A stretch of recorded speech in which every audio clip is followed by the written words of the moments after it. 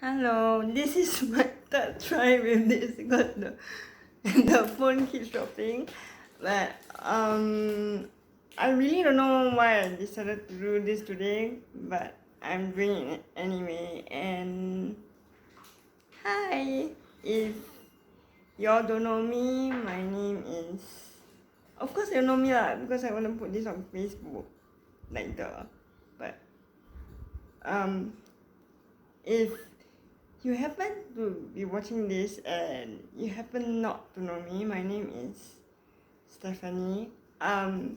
Professionally, I go by Stephanie Estefan. There's a reason for that, but I'll not get into that today. What prompted me to make this video is cause um, I was just thinking about stuff yesterday.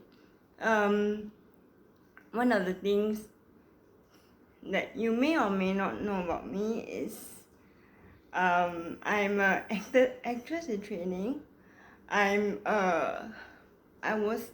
have been a poet since the age of 14, although my poems are kept very secret except to a select group of people. Anyway, besides being a theatre maker in training and a poet, I also practice something that is possibly not known.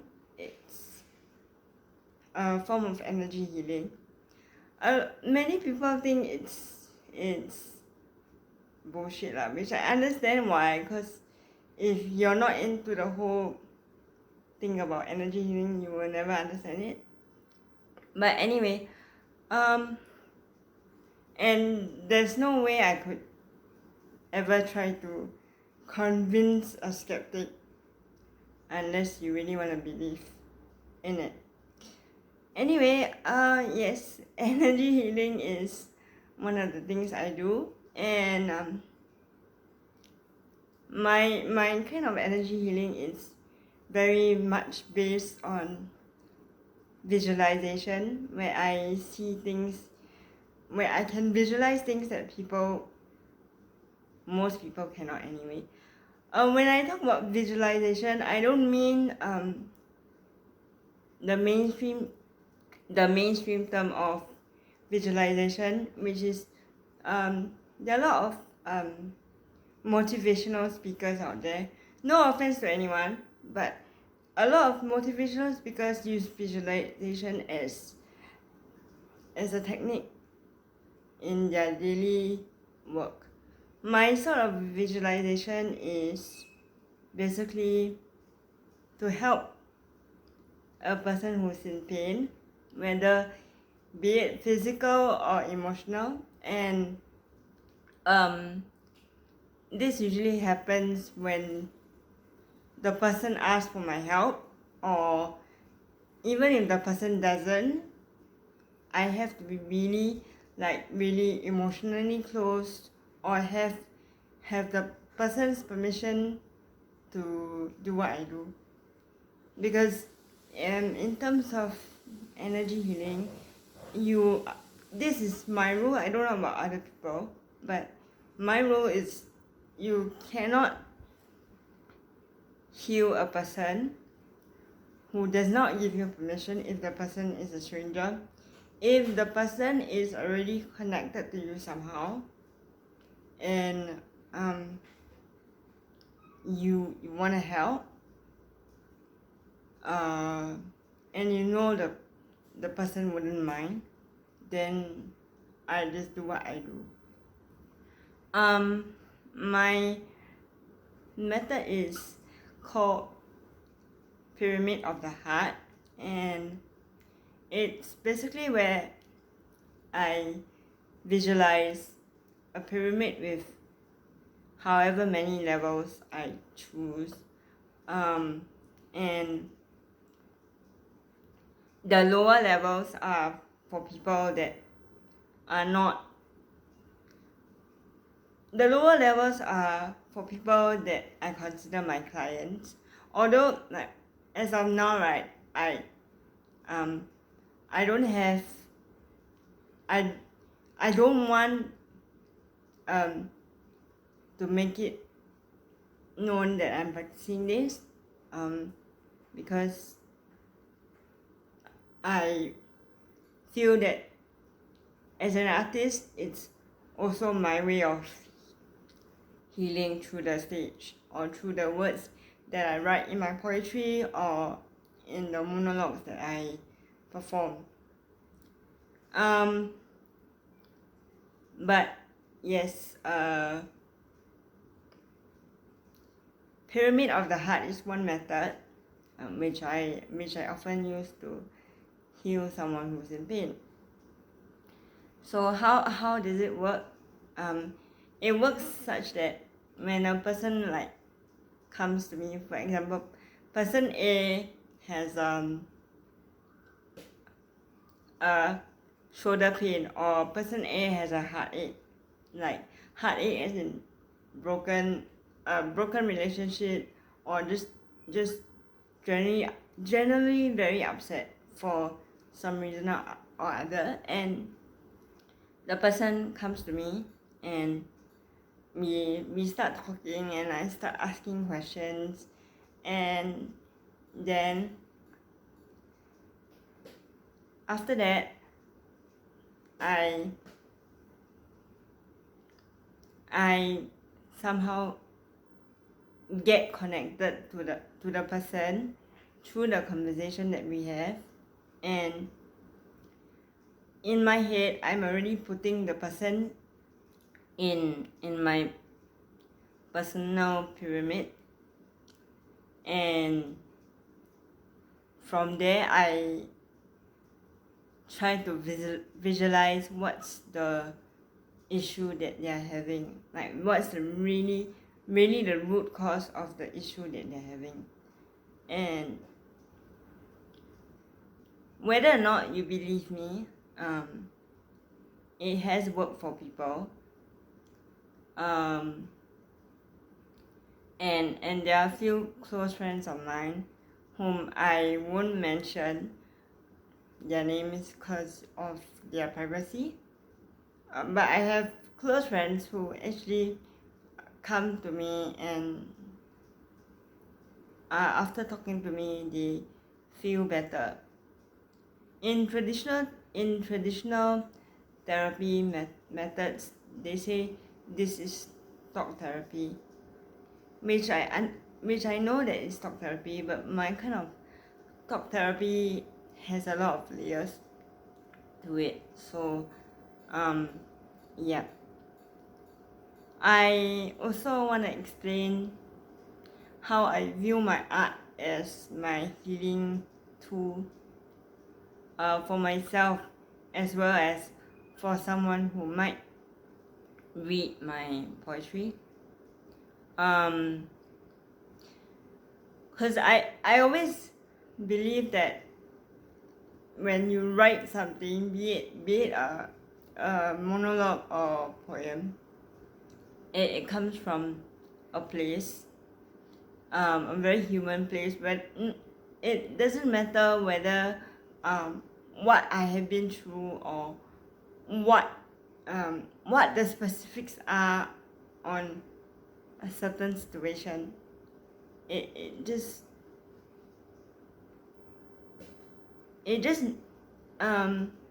it just means that when I write, I try to think of like myself as the whole world. Like I don't think of myself per se. There's an opinion that many artists are very selfish and very self-centered. I would like to dispute that, because for my art, I would like my art to speak to the masses, and that's why I have chosen, or I have been chosen to be a poet or be a theater maker in training. Yes, as I said, many energy healer practitioners might disagree, because I don't really work with clients one-on-one unless they request. And I often don't ask for money, although in my artistic in the artistic realm, because I just started, I've only recently started getting paid for what I do, which was like 2 years ago. But before that, I have not really shown my stuff to the world. I mean, if you consider my world my Facebook profile, yes, people on my Facebook have seen my stuff, but yeah. So yeah, that's basically what I do. I believe that being an artist allows me to reach a wider audience without getting too personal with the audience, and how the audience are healed through my work is basically for them to discover on their own. Because as an actress or a theatre maker, I should say, you don't get much one-on-one time with the audience.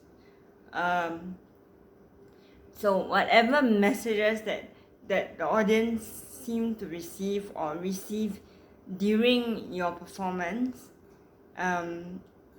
it's basically up to them.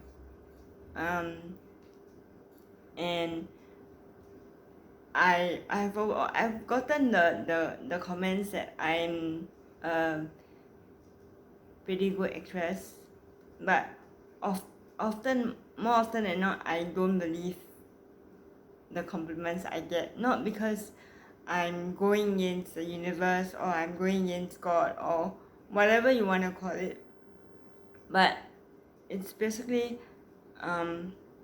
because I don't want those compliments to get to my head. So it keeps me humble. And another thing about myself is that I always like helping people, because I'm a true blue Cancerian, and we are always thinking of others and not ourselves. But the thing is, when you help people energy wise, you also have to understand that you have to take a break, and sometimes helping someone who needs help in terms of energy healing, it will drain you as an empathic person. So my message to all empaths out there, whether you know it or not, whether you know that you're an empath or not, my advice is, yeah, you can help people, you can help whoever wants your help, but